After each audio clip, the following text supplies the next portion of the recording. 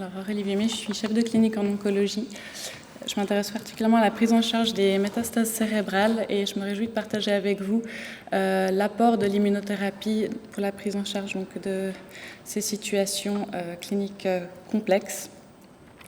En guise d'introduction, quelques mots sur les métastases cérébrales.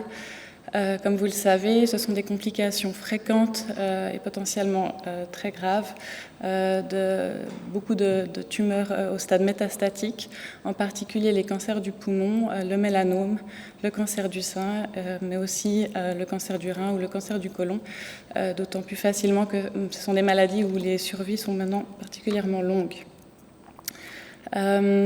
Lorsqu'on détecte des métastases cérébrales, on peut en trouver partout au niveau du cerveau ou alors à l'inverse de manière localisée avec par exemple seulement une lésion et en fonction du caractère symptomatique, de s'il y a de l'œdème, aussi bien sûr du patient et de son projet thérapeutique, on va proposer une prise en charge personnalisée qui va le plus souvent inclure de la radiothérapie, plus ou moins une chirurgie.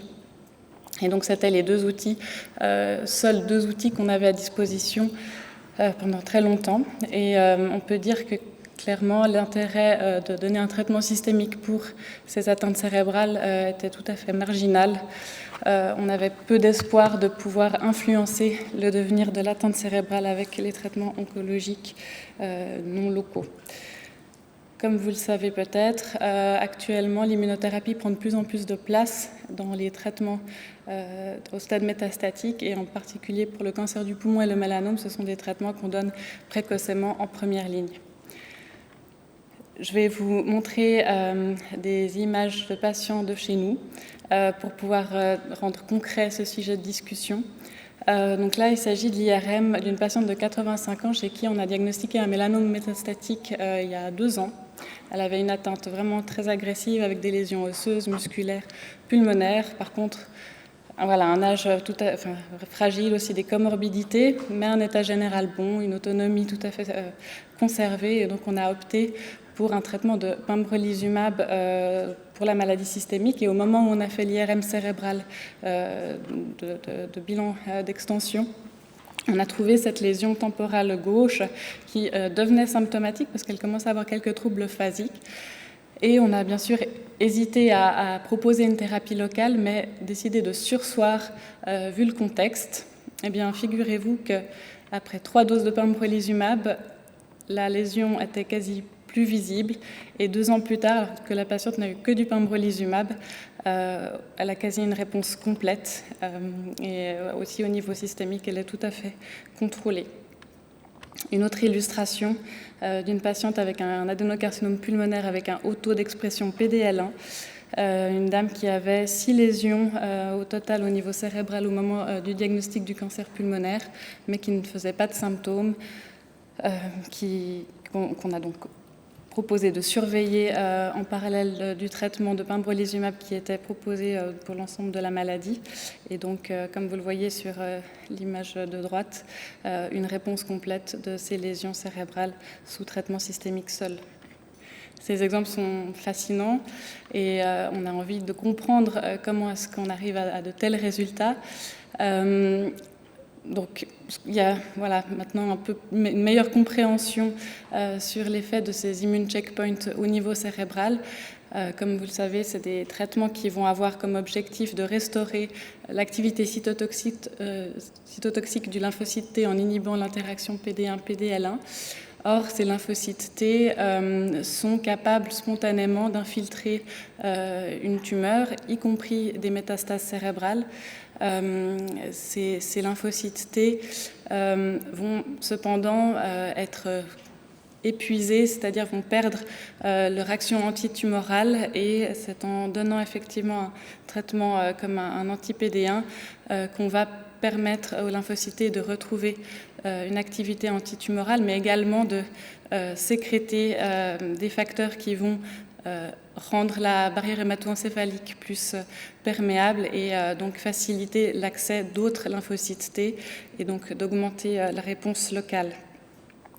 On sait que c'est quelque chose de particulier aux métastases cérébrales et malheureusement pas retrouvé de manière universelle. Mais par exemple, dans les tumeurs cérébrales primaires, on n'a pas du tout cette capacité spontanée d'avoir des lymphocytes T au sein de la tumeur. Disons que ce n'est pas la même biologie.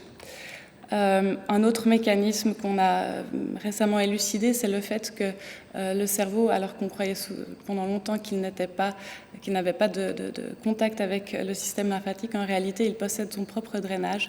Et donc, il y a une augmentation du répertoire antigénique via l'exposition de ces antigènes de métastases cérébrales dans les relais ganglionnaires cervicaux. Et donc, la qualité de la réponse immune est d'autant meilleure. Je ne vous l'ai pas dit, mais en fait, ces patients avec métastase cérébrale étaient pendant très longtemps exclus des études cliniques, donc on n'avait pas d'idée en fait sur l'efficacité des traitements d'immunothérapie au départ pour les métastases cérébrales. Et puis, à mesure qu'on a eu des études rétrospectives, des données que les traitements fonctionnaient, on a développé des études prospectives pour évaluer la réponse des métastases cérébrales à certaines immunothérapies. Donc là, c'est voilà, une slide un peu lourde, mais c'est juste pour vous montrer que ces études maintenant sortent, ciblées sur des patients avec métastases cérébrales, qu'il s'agisse de patients avec des mélanomes métastatiques, des cancers pulmonaires ou aussi pour le cancer du rein. Je souligne aussi que c'est un intérêt qui se développe beaucoup, bien sûr, pour les cancers pulmonaires aussi avec des mutations comme des anomalies EGFR ou ALK, dont les thérapies les plus récentes ont aussi une action en intracérébrale. Et donc, voilà, aussi pour ces types de traitements, il y a un intérêt de plus en plus grand. Rapidement, quelques informations sur ces études. Ce qu'il faut retenir, c'est que le taux de réponse en intracérébral est très variable, va dépendre à la fois du type de cancer et du type de traitement qui est administré. Au maximum, dans les études avec l'ipilimumab et le nivolumab, donc un anti-CTLA4 et un anti-PD1, on observe des réponses jusqu'à 60%. Et là, quand on dit réponse, donc c'est aussi bien des réponses complètes que des réponses partielles et des stabilisations de maladies. À l'inverse, les taux de réponse sont plutôt entre 10 et 20% pour le cancer du rein, et pour les cancers du poumon, on estime que c'est environ 30%. Maintenant, voilà, ces chiffres sont issus de petits collectifs de publications qui sont encore pas très... Enfin voilà, il n'y en a encore pas tant pour vraiment extrapoler ces chiffres, mais ça donne un peu une idée. Quelque chose d'important que j'aimerais vous montrer ici avec ce graphe qui permet de comprendre à quel moment les patients commencent à avoir une réponse en intracérébrale. En réalité, on a souvent l'impression que c'est des traitements qui prennent du temps à agir, alors qu'on observe, là c'est pour l'étude de l'ipilimumab et du nivolumab chez les patients avec mélanome métastatique, que le temps médian de réponse est seulement de 2,3 mois. On observe aussi que ce sont des réponses durables. Donc à partir du moment où on observe que le traitement fonctionne en intracérébral, la situation reste dans la grande majorité des cas contrôlée et on n'a pas besoin donc d'ajouter une thérapie supplémentaire comme une thérapie locale.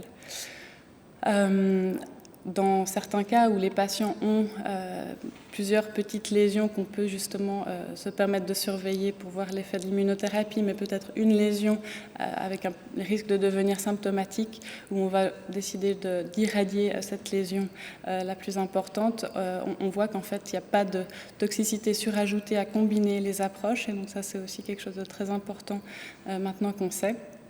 Et puis, dans les dans la recherche actuelle, bien sûr, on s'intéresse à trouver de nouvelles combinaisons, à peut-être voir si l'ajout d'anti-VEGF ou voire même de thérapies ciblées peuvent augmenter les taux de réponse. Parce que donc, le grand problème actuellement, c'est que on ne peut pas prédire qui va avoir un bénéfice en intracérébral de son immunothérapie. Et donc, il y a encore beaucoup de progrès à faire. comme take-home message. Donc j'aimerais souligner que ce que je vous ai montré permet d'élargir les possibilités thérapeutiques dans ces situations de métastase cérébrale, mais qu'il faut aussi donc retenir que ce sont une marge étroite des patients qui vont avoir un tel bénéfice et que c'est pas non plus quelque chose qu'on peut malheureusement encore généraliser.